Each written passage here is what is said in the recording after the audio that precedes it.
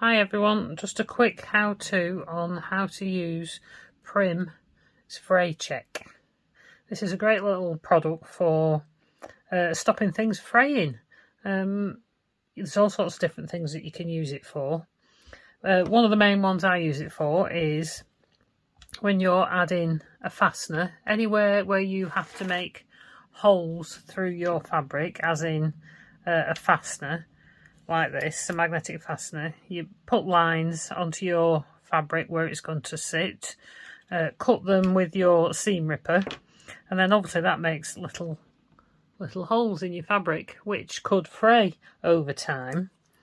So it comes in a bottle with a little fine nozzle, and it's liquid, so make sure you don't put too much on at once, and then just squeeze a little bit out over the fastening. Now when that dries, that will stop that fraying. Now you could wait for it to dry, but a lot of the time for doing this, I don't generally. I just stick it straight in. Put your back on. Obviously you'd have something behind this as well to help support it, but then that'll stop your little cut marks fraying. So I always use that when I'm putting a fastener into my bag. Anywhere that you have to cut a hole, so there's fasteners like turn locks where you actually have to cut a hole out of your fabric and then put your fastener on. Well, you could also put it around the edges of that to stop that fabric fraying.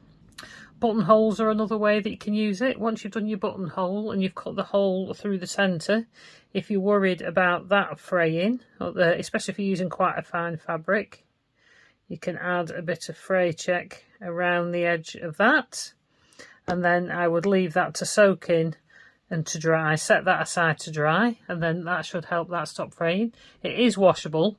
I'm not sure how many times you could wash it for before it would start fraying again, but that's something you could always probably redo in the future. So buttonholes, fastenings, ribbons, another one. A lot of ribbons can fray at the edge like this, so if you just add a bit of fray check over the end, let that dry before you use it. It is colourless.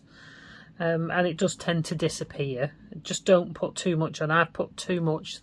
That is too much.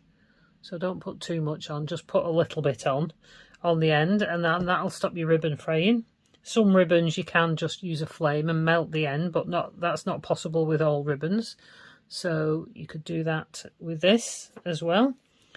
Possibly like your cotton webbing tape as well, that you might make bag handle straps with, tote bags and things like that. You could use it on the edge of that as well. Another place I find it good to use is if you make a bag, say with the zip, and this isn't finished yet, this is just one I've got handy. When you've sewn it, imagine there's a seam down here, and then you're trimming your seam to reduce bulk, and if here where the end of your zip is can be quite bulky, if you've got your zip right to the end, you might want to trim a bit of that off so it's not so bulky in the end near to your stitches. But if you get too close to your stitches, when you trim it, and you could add a little bit of fray check, and that'll help it stop fraying and unravelling as well. Anywhere that there's going to be a bit of fraying or a bit of thread unravelling, fray check can help with.